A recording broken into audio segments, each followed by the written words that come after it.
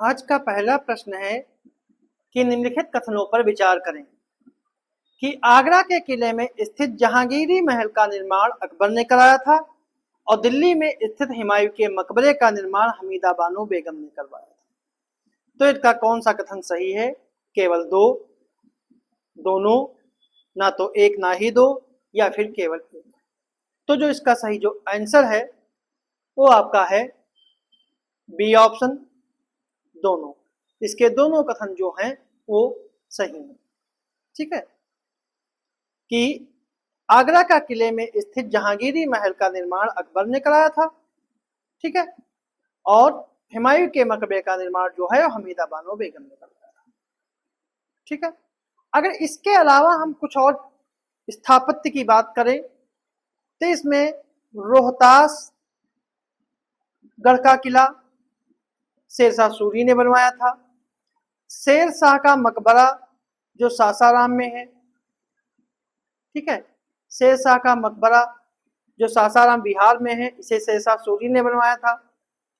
हुमायूं का मकबरा हमीदा बानो बेगम ने बनवाया था। आगरे का किला अकबर ने बनवाया था। जहांगीर महल अकबर ने बनवाया था जो आगरे में है। अकबरी महल आगरा में अकबर ने बनवाया था। जहांगीरी महल जो फतेहपुर सीकरी में है अकबर ने बनवाया था। दीवाने आम फतेहपुर सीकरी वाला अकबर ने बनवाया था और दीवाने खास फतेहपुर सीकरी का भी अकबर ने बनवाया था। पंचमहल जिसे हवा महल भी कहते हैं फतेहपुर सीकरी में अकबर ने बनवाया। तुर्की सुल्तान का महल फतेहपुर सीकरी में है, अकबर ने बनवाया। मरियम महल और बुलंद दरवाजा ये दोनों फतेहपुर सीकरी में है और इन सबका निर्माण जो है वो अकबर ने ही करवाया था। तो इसका सही जो आंसर है वो इसका बी ऑप्शन है। अगला प्रश्न है, निम्नलिखित कथनों पर विचार करें। निम्नलिखित कथनों पर विचार करें कि शेख सलीम चिश्ती के मकबरे का निर्माण फतेहपुर सीकरी के में अकबर के द्वारा कराया गया था और दिल्ली स्थित इत्माउद्दौले के मकबरे का निर्माण नूरजहां के द्वारा करवाया गया था। तो इसका कौन सा कथन सही है? ए ऑप्शन, दोनों, ना तो एक ना ही दो, केवल दो, या फिर केवल एक।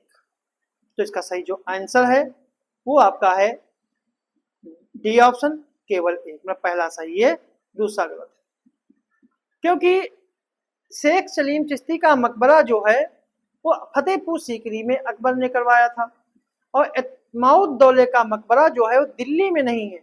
इत्माउद्दौले का मकबरा जो है वो आगरा में है और इसका निर्माण जो है वो नूरजहां ने करवाया था।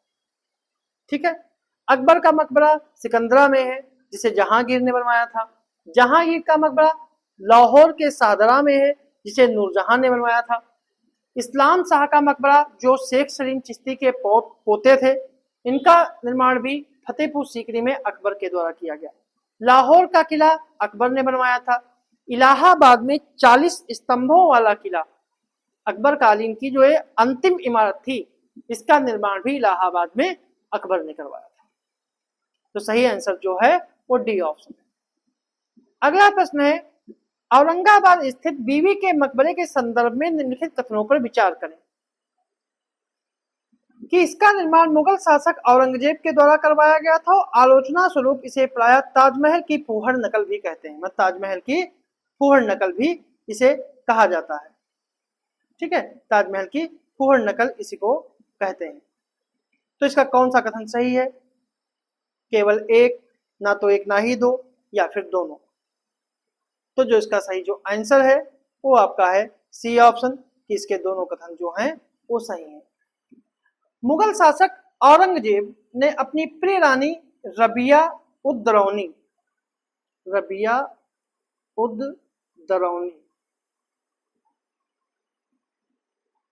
ठीक है की याद में 1678 में औरंगाबाद में एक मकबरा बनवाया और वही मकबरा बीबी के मकबरे के नाम से प्रसिद्ध है और इसे दक्षिण का ताजमहल भी कहते हैं। ताजमहल की तर्ज पे बना यह मकबरा हमेशा आलोचना का पात्र बना रहा, जिसे ताजमहल की फूहड़ नकल भी कहते हैं। औरंगजेब को ललित कलाओं में कोई खास रुचि नहीं थी, फिर भी उसके काल में कुछ इमारतें बनी। जैसे औरंगजेब ने दिल्ली के लाल किले में मोती मस्जिद बनवाई जो पूर्ण रूप से संगमरमर से बनी हुई थी। लाहौर की बादशाही मस्जिद जो है वो 1674 में अकबर ने बनाई। और रबिया उदरौनी का मकबरा जो है, ठीक है, बीबी का मकबरा जो है वो 1678 में औरंगजेब ने बनवाया था। तो सही आंसर जो है वो इसका सी ऑप्शन। अगला प्रश्न है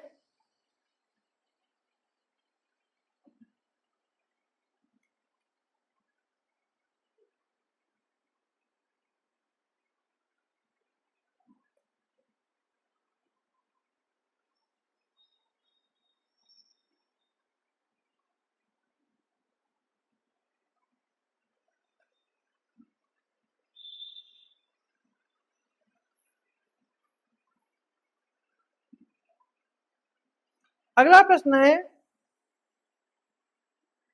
कि हुमायूं के मकबरे के संदर्भ में निम्नलिखित कथनों पर विचार करें। पहला कि यह भारतीय उपमहाद्वीप का पहला उद्यान मकबरा था। इसे ताजमहल का पूर्वगामी भी कहते हैं। यूनेस्को ने 1993 में इसे विश्व धरोहर स्थल के रूप में मान्यता दी। तो इसका कौन सा कथन जो है सही है? 1 2 3 2 3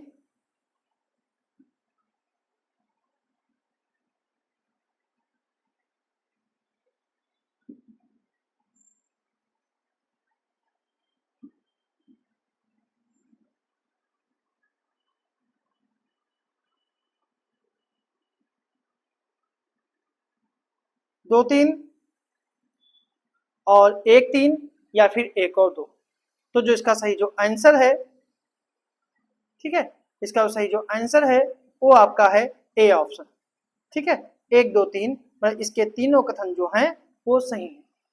क्योंकि हुमायूं का मकबरा जो है इसका विशेष सांस्कृतिक महत्व है, क्योंकि यह भारतीय उपमहाद्वीप का पहला उद्यान मकबरा था। इसे अकबर की सौतेली मां और हुमायूं की विधवा पत्नी हाजी बेगम, इसका जो मकबरा है वो हाजी बेगम या बेगा बेगम के द्वारा बनवाया गया था और यह ईरानी वास्तुकार मिर्जा गियास बेग की देखरेख में बनवाया गया था और इसे ताजमहल का पूर्वगामी कहा जाता है। इसके निर्माण कार्य में हुमायूं के पुत्र अकबर के संरक्षण में किया गया था। इसे मुगलों का शयनगार भी कहते हैं, क्योंकि इसमें कक्षों में कम से कम 150 से अधिक मुगल परिवार के सदस्य दफन किए गए हैं। हुमायूं का मकबरा 4 बाग का एक उदाहरण है। ठीक है, और क्योंकि इसमें कुरान के स्वर्ग की 4 नदियों के साथ 4 चतुर्भुज उद्यान को भी शामिल किया गया है। यूनेस्को ने इसे 1993 में विश्व धरोहर स्थल के रूप में शामिल किया है। अगर कुछ और उद्यान की बात की जाए तो आराम बाग जो है वो आगरा में है, इसे बाबर ने बनवाया था। शालीमार बाग कश्मीर का है और इसे जहांगीर ने बनवाया था। शालीमार बाग लाहौर का निसात बाग चश्मा ए शाही जो कश्मीर में है, इसे शाहजहां ने बनवाया था। और हरियाणा का पिंजौर बाग जो है, ठीक है, उसे औरंगजेब ने बनवाया था। तो इसका सही जो आंसर है वो इसका ए ऑप्शन है। ए ऑप्शन का जो है सही है। अगला प्रश्न है, निम्नलिखित में से कौन मुगल शासक अकबर के काल में दीवाने अशरफ या वित्त मंत्री में रहा? तोडरमल, सादुल्ला खां, मिर्जा अजीज कोका या फिर असद खां? तो जो इसका सही जो आंसर है वो आपका है 1 और 3, मतलब पहला और तीसरा जो है वो सही है। ठीक है, ना कि सादुल्ला खां ना कि असद खां। मुगल काल के प्रशासन में दीवाने वजीर मुगल काल का सर्वाधिक महत्वपूर्ण पद था। यह पद वित्त और राजस्व का सर्वोच्च अधिकारी होता था और यह दीवाने अशरफ भी इसको कहते थे। अगर वजीरों की बात करें, प्रमुख वजीरों की बात करें तो अकबर के शासनकाल में मुजफ्फर खां, टोडरमल, ख्वाजा शाह मंसूर, अब्दुल रहीम खान खाना और मिर्जा अजीज कोका रहे। जबकि जहांगीर के शासनकाल में गियास बेग यानी इत्माउद्दौला रहा। शाहजहां के शासनकाल में अफजल खां, इस्लाम खां और सादुल्ला खां। औरंगजेब के शासनकाल में असद खां बने रहे और असद खां जो है वो 31 वर्षों तक वजीर बने रहे। मुगल काल में कुछ महत्वपूर्ण पदाधिकारी भी थे, जैसे आईने अकबरी में पर अधिकारियों की संख्या जो है 33 बताई गई है, जिसमें दीवाने वजीर जो था वो प्रधानमंत्री होता था और इसके 5 मुख्य अधिकारी सहायक होते थे, जिसमें दीवाने खालसा, खालसा भूमि का मालिक होता था, दीवाने तन वेतन और जागीरों का देखभाल करता था, मुस्तौफी आय और व्यय का निरीक्षक था, मुसर्रिफ महालेखाकार होता था, वाकिया नवीस समाचार रिपोर्टिंग करता था। ठीक है, तो इसका सही जो आंसर है वो आपका ए ऑप्शन है। सादुल्ला खां जो है वो शाहजहां के समय था, शाहजहां के समय था। असद खां जो था वो औरंगजेब के समय था, औरंगजेब के समय वकील था। ठीक है, अगला प्रश्न है कि सूची व अनुसूची को सुमेलित करना है कि नुक्शा ए दिलकुशा पुस्तक किसने लिखी, खुलासत ए तवारीख किसने लिखी, मासरी ए आलमगीरी किसने लिखी, मुंतखब उल लुबाब किसने लिखी। तो इसका सही जो आंसर है नक्श ए दिलकुशा जो है वो भीमसेन सक्सेना बुरहानपुरी ने लिखी। खुलासत उल तवारीख फारसी भाषा में सुजान राय भंडारी ने लिखी। मज्म उल मुंतखब उल लुबाब जो है वो हासिम खाफी खान ने लिखी और मासरी आलमगीरी ये साकी मुस्तिद खान ने लिखी। तो सही आंसर जो है वो सी ऑप्शन है। इसके अलावा मुंतखब उल लुबाब खाफी खान ने लिखी, मासरी आलमगीरी मुस्तिद खान ने लिखी, वाकया आलमगीरी आकिल खान ने लिखी। तो जो कि जहांगीरी जो पुस्तक थी वो अकबर जहांगीर की आत्मकथा है। इसकी रचना फारसी भाषा में जहांगीर, मोतमिद खां और मोहम्मद हादी ने लिखी। मज्म उल बहरीन पुस्तक की रचना फारसी में दारा सिकोह ने की। ठीक है, तो इसका सही जो आंसर है वो सी ऑप्शन है। तो ये थे हमारे आज के कुछ प्रश्न।